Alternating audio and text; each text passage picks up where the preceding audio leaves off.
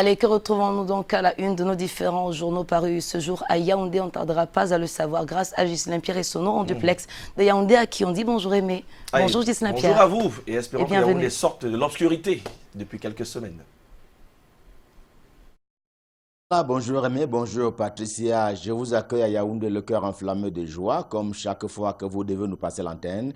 Bienvenue donc dans la cité capitale, vous mais également nos millions de téléspectateurs, ceux du Cameroun et du monde entier qui sont tous chargés faute d'informations. Bienvenue à cet exercice. Eh bien, l'ancien premier ministre camerounais décédé le 1er août dernier, on s'en souvient, du côté de Genève en Suisse, reçoit un ultime hommage ce jour même du côté de Garoua, la capitale de la région du Nord Cameroun, à l'occasion justement de ses funérailles. D'ailleurs, Renseigne Cameroun Tribune édition de ce jour, le chef de l'État y sera représenté par le ministre pour la Tangandji en charge de l'administration territoriale, qui représente ainsi le gouvernement de la République, et son chef, le chef de l'exécutif, le président de la République, à l'occasion justement de ces obsèques. D'ailleurs, hier, rappelle-t-il, eh bien, l'accueil de la dépouille a été fait hier avec la présence de personnalités de la République à l'occasion justement de l'arrivée de sa dépouille à Yaoundé, à l'aéroport international de Yaoundé-Nsimalen.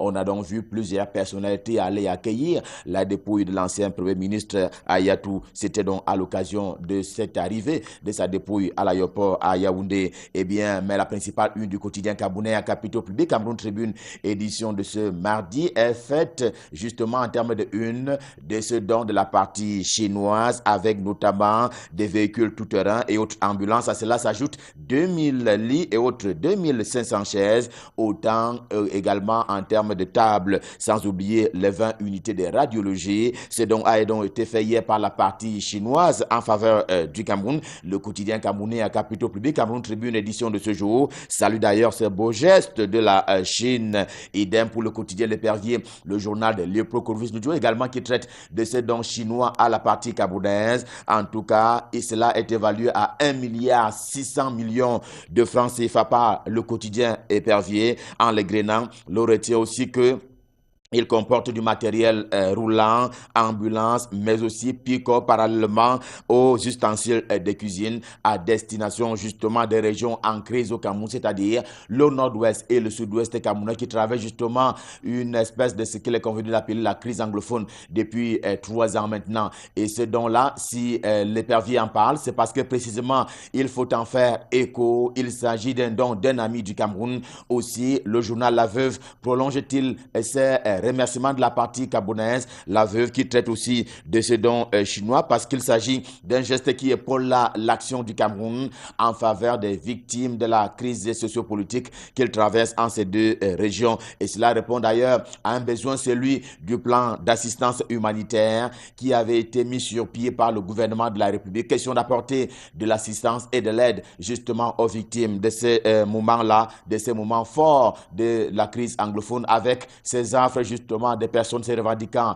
de l'Ambazonia, du nom de cette république virtuelle qui sème tantôt la terreur, tantôt le terrorisme sur ce sol-là. L'orphelin reprend également à cœur joie d'ailleurs ce don de la partie chinoise en faveur du Cameroun, un soutien chinois qui a été transmis hier par l'ambassadeur de Chine au Cameroun à la partie camerounaise, entre les mains justement du ministre en charge de l'administration territoriale pour la Tangandji. Les choses sont allées très vite et d'ailleurs, comme le soutien s'apprête également en kiosque ce jour, eh bien, c'était vendredi dernier du côté de Douala, la capitale économique du Cameroun, Wang Yingguo, qui est donc l'ambassadeur de Chine au Cameroun, la République populaire de Chine au Cameroun, eh bien, qui était donc à Douala et à l'occasion a serré la main au ministre pour la Tangandji en charge de l'administration territoriale. Il y a donc eu ces dons, mais attention, la diplomatie va avec deux visages, soit c'est la force, soit c'est la ruse.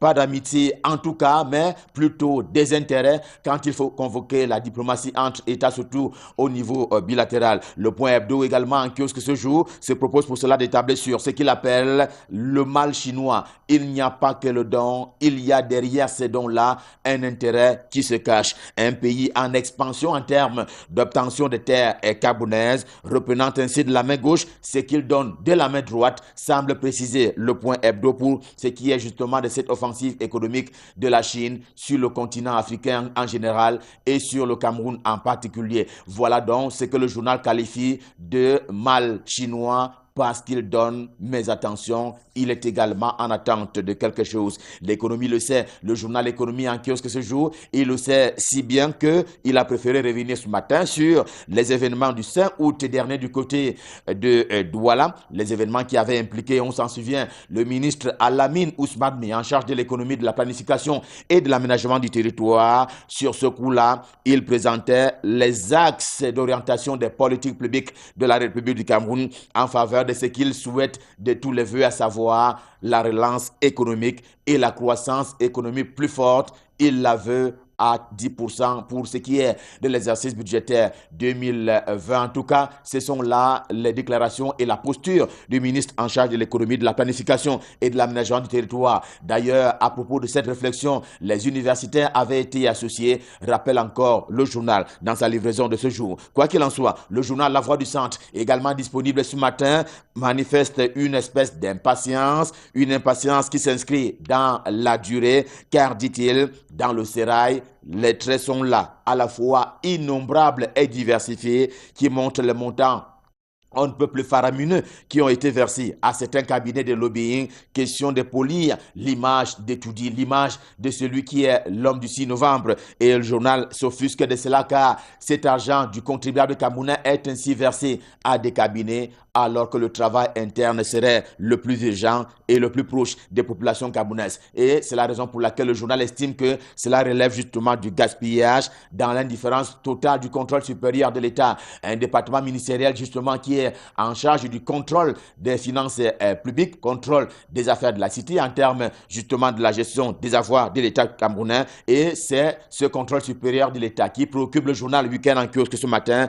Conçu peu Desperate House, s'exclame-t-il, et en s'exclamant ainsi, le journal condamne avec la plus grande fermeté quelques faits qui ont été dénoncés d'ailleurs dans ce journal ce matin par un vérificateur qui est en service au sein de ces départements ministériels. Ce vérificateur parle justement en termes de faits qui sont reprochables. D'ailleurs, il a adressé un courrier au chef de l'État camerounais pour dénoncer ce qu'il appelle lui-même des faits, des pratiques de corruption et ou même des trafics d'influence. En tout cas, ces faits-là sont mentionnés par le journal ce matin qui dénonce ainsi la façon dont le ministère est géré. The Guardian Post est un journal camerounais d'expression anglaise. Il est aussi en kiosque ce matin et ce mardi. Il relaie d'ailleurs à juste titre la nouvelle posture du Social Democratic Front. C'est le premier parti politique en termes d'opposition politique au Cameroun, en termes justement de représentants du nombre et des représentants et des élus locaux. Et justement, le journal en kiosque ce matin redonne la parole à Ni John Fundi, le chairman de cette formation politique, après que Joshua aussi ait été choisi comme candidat à l'élection présidentielle d'octobre 2018 au Cameroun par cette formation politique qu'il avait donc ainsi investi. En tout cas, le parti, le SDF, a décidé de cesser de siéger au Parlement camerounais, ni à l'Assemblée nationale, ni au Sénat. On ne verra plus les députés SDF, encore moins les sénateurs siéger dans l'une de ces chambres du Parlement camerounais. Et pour cause, ils exigent, ces députés-là, le parti exige donc que soit d'abord résolue la crise anglophone avant éventuellement de reprendre siège et droit de cité au niveau du Sénat et de l'Assemblée nationale. Mais cette façon de faire-là constitue, aux yeux donc du journal des Paul Ngouaré, qui j'ai nommé réalité en kiosque ce matin, cette façon de faire constitue ni plus ni moins qu'un chantage de la part du SDF au pouvoir de Yaoundé. D'ailleurs, il fait un pont avec l'Ambazonia, ce journal-là, en ceci que le chairman serait de près ou de loin un soutien à cet état de choses pour parler justement des manifestations dans le nord-ouest et le sud-ouest camerounais, nonobstant les menaces qui ont d'ailleurs pesé sur lui-même. D'ailleurs, l'on sait qu'il a été enlevé une fois au moins et c'était le fait justement de ces membres de l'Ambazonia. En tout cas, pour le journal Réalité en kiosque ce matin, eh bien, le SDF procède par là à une espèce de chantage face au pouvoir de Yaoundé. La météo de Dieudonné Mveng est également en kiosque ce mardi. Retour sur Yaoundé, la capitale du Cameroun. Question de dénoncer ce qu'il appelle lui-même la stratégie qui a été mise sur pied. Question de déconstruire le ministre de la Justice, ministre d'État, ministre de la Justice, garde des Sceaux, Laurent Esso, suite justement à la mutinerie. On s'en souvient, il y a quelques semaines encore, qui s'est produit du côté de la prison centrale de Yaoundé. Ici même, les auteurs se sont d'ailleurs armés, dit-il, des Kalachnikov. Pour cela, par ce temps, justement, où la ville est traversée par le noir. On parle de coupures intempestives en termes d'énergie électrique. Le pied de une, justement, du journal La Météo de Dieudonné Mveng en kiosque ce jour, en fait cas, il rappelle les récentes mais récurrentes coupures d'énergie en énergie électrique, justement, au Cameroun, dont sont victimes notamment les populations de la cité capitale Yaoundé, ce qui ne constitue pas une surprise pour le quotidien Émergence, également en kiosque ce jour, selon le journal de Magnus Biaga, eh bien, il est question de se plaire, de rappeler ce matin que cela dure depuis 37 ans, le temps justement de règne du président Paul Biya, si bien qu'on a fini par s'y habituer et cela a été qualifié d'ailleurs, on va dire, presque amoureusement de délestage pour parler de coupures intempestives de courant, ainsi qu'on l'appelle de façon prosaïque. En réalité, écrit pour sa part, le quotidien Mutation de Georges Alain Boyoumou en kiosque également ce matin. La lumière n'est pas le seul problème pour le cas de Yaoundé, car à Yaoundé, il y a de l'électricité dans l'air. Eh bien, pas de plus explicative à la suite de ce titre du quotidien Mutation, mais il faut comprendre, selon l'idée qui est justement entretenue par le journal Mutation de Georges Alain Boyoumou, mais il faut comprendre, disais-je tantôt, que la boîte noire est en ébullition pour parler du pouvoir de Yaoundé, pour parler du système politique en place au Cameroun. La demande est si forte, celle qui veut justement que les choses bougent et aillent dans un sens. On parle par exemple du renouvellement de la classe politique, des personnels politiques autour du président Paul Biya, qui doit davantage montrer patte blanche, question d'aller vers ce qu'il est convenu d'appeler justement l'héritage politique au Cameroun. En tout cas, il y a de l'électricité dans l'air si l'on s'en tient au quotidien Mutation, édition de ce mardi. Cas pratique, mais à la forme interrogative qui est justement proposée par le journal L'Avenir. Ce sont justement les avatars qui cherchent le pouls sur le crâne du ministre Manaouda Malachi en charge de la santé publique. L'Avenir se souvient que depuis que le couple a justement fait don à un certain nombre de centres de santé, notamment pour ce qui est de la région de l'extrême nord, eh bien, le couple n'a plus été laissé tranquille, faisant ainsi les frais justement de ces sirènes qui sifflent au-dessus de leur tête alors qu'ils croyaient très bien faire. On est là, très loin d'ailleurs des bilans positifs que représente justement le ministre Manaouda Malachi, à l'image de celui de cet homme, Ahmad Alami, qui justement a retenu l'attention du journal de Thierry Ndong Owona, j'ai nommé Intégration, vous le voyez en grande une. Eh bien, quand il fait de la communauté économique des États de l'Afrique centrale, la CEAC, réponse en urgence et en dossier spécial dans le journal Intégration, édition de ce jour. L'urgence au quotidien bleu de ce mardi 13 août 2019. L'urgence, c'est ce visage hideux de la cité capitale, Yaoundé, qui présente justement un visage hideux à travers des tronçons routiers qui sont devenus à facettes et qui se comptent par dizaines sur la place yaoundéenne, rendant d'ailleurs impossible la circulation des hommes et des biens, et Sos ou Mokolo, pour ne prendre que ces deux exemples-là, justement, qui se conjuguent par des nids de poules qui sont en train de devenir des nids d'éléphants sous le regard impuissant, semble-t-il dire, des pouvoirs publics qui laissent ainsi prospérer ces nids de poules, comme je le disais tantôt, en train de devenir des nids d'éléphants sous les yeux justement impuissants des pouvoirs publics. Voilà la situation qui est dénoncée ce matin par le quotidien bleu, le journal d'Aman Mana, et avec le quotidien bleu, revue de presse Made in Yaoundé, édition de ce mardi Stop F1. Le cœur enflammé de joie, nous vous avons servi. On prend rendez-vous pour demain quand il sera 7h pour le même exercice, et ce sera toujours avec du plaisir. Pour le moment, je vous propose de nous rendre du côté de Douala pour retrouver Junior au scène pour la suite et la fin de la revue de presse. Bonjour Junior, c'est à vous à Douala. Bonjour, Ghislain Pierre Issono. Et la suite de la revue de presse ici à Douala, c'est avec le journal Le Messager qu'on démarre ce matin. Et on parle d'une succession, celle de Matip. Le TPI de Kribi attrape le vertige, titre le journal au bas de une. Et en page 2 de ce journal, il est précisé que malgré la lecture du testament holographe du défunt magistrat devant le TPI de Douala, la veuve française trompe le TPI de Kribi et y obtient un faux jugement d'hérédité. Le journal nous fait savoir également qu'il n'y a pas que devant les juridictions de Kribi que les ayants droit de la succession Matip traînent sa veuve de nationalité française née Raymond Leduc devant les instances judiciaires. En effet, bien avant la mort de son époux en 2017, cette dame avait réussi l'exploit de vendre grâce à l'expertise aujourd'hui contestée par les ayants droit de deux notaires un immeuble construit en plein cœur du quartier Bonandior à l'aide d'une fausse procuration. C'est à lire en page 2 de ce journal ce matin. Et le Messager s'intéresse également au climat socio-politique au Cameroun.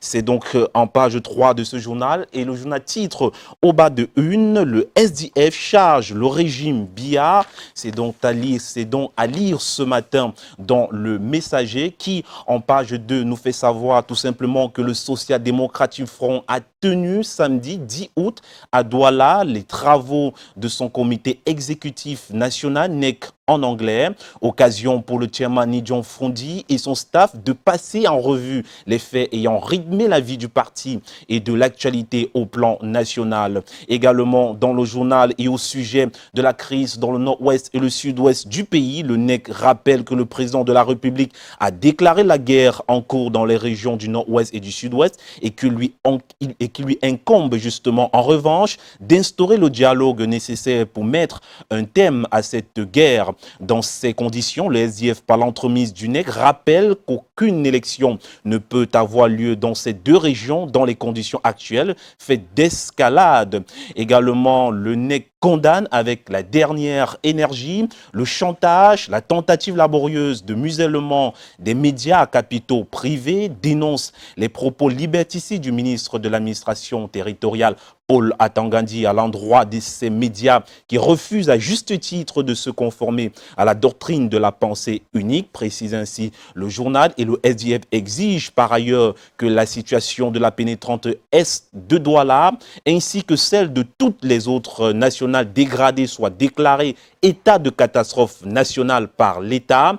Le SDF demande la démission du ministre des Travaux publics pour ses déclarations publiques scandaleuses concernant les travaux de la pénétrante Est de Douala. C'est à retrouver en page 3 de ce journal ce matin. Et la revue de presse, c'est avec le journal La Détente ce matin qui titre au bas de une pour parler justement de cette crise sociopolitique dans le nord-ouest et le sud-ouest du pays. Le journal titre au bas de une, le président Ahidjo nous parle, oui, et en rapport justement avec ces crises. Que dit le président Amadou Ahidjo? En page 11 de ce journal, le président Amadou Ahidjo précise, il cite, je cite, faudrait le dire ainsi, « J'ai même été le premier à l'époque fonctionnaire du Nord qui travaillait dans le Sud, car, il faut le dire, tous les étudiants du Nord qui sortaient de ce qu'on appelait l'école supérieure étaient directement affectés dans le Nord. J'ai été le premier à faire l'exception à la règle et j'avais souffert puisque j'avais souhaité être affecté.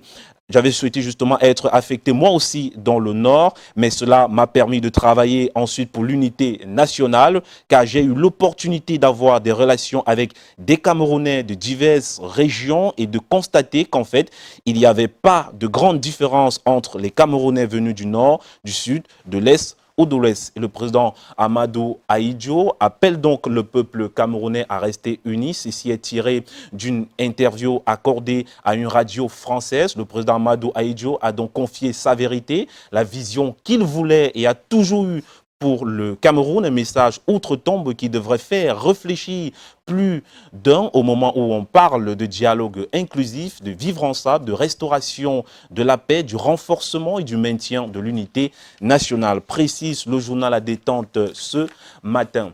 Et la revue de presse, c'est également avec Dominos, un hebdomadaire d'information générale qui parle de l'artiste Otto Marcellin ce matin, qui déclare, je cite, « Notre plainte contre ceux qui détournent l'argent que génèrent les droits d'auteur prospère bien » et le TCS a d'ailleurs l'œil sur eux. Donc c'est l'essentiel d'une interview à retrouver dans ce journal en page 10 de Dominos ce matin. Et Dominos ce matin qui parle également de l'honorable Robert Bapo-Lipop, secrétaire général de l'UPC. Et le journal nous fait savoir qu'il est un visionnaire au service de la paix et du progrès. Lit l'interview en page 8 et 9 de ce journal. Le journal ne s'arrête pas là. Il s'intéresse également au maire Emmanuel Tagnin Keko, qui est une fierté de la commune de Bafoussam 2e. L'essentiel de cette information, c'est à retrouver en page 10 de ce journal ce matin. Donc avec autre revue de presse sur votre réveil matinal adoré, privilégié, Canal Matin sur Canada International. Et parmi nos nombreux téléspectateurs du nord au sud, de l'est à l'ouest, ils s'en trouvent certainement, j'allais dire, avec beaucoup d'émotion, des Hippolytes. Donc Hippolyte, c'est le saint patron du jour. Oui, j'ai eu à faire la classe de 6e jusqu'en 3e avec un ami Hippolyte. Il est un Baham, il faudrait le dire comme ça.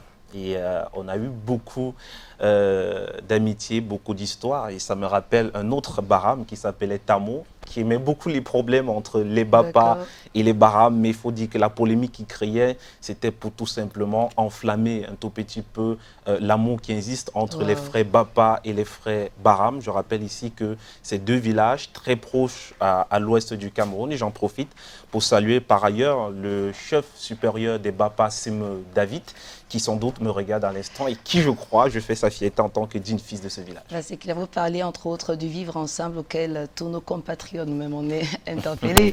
C'est ça qui fait la force du Cameroun, unis commun, et on va profiter de l'occasion pour souhaiter un HBD particulier à tous les lions du 3e des camps, parmi lesquels une maman que vous devez certainement connaître. Elle est très gentille, elle est adorable. Maman Go Guidjel Jeanne Mireille, qui a 1 an de plus aujourd'hui, mais dis donc. Et puis naturellement, un saut pour ma chanson du cœur.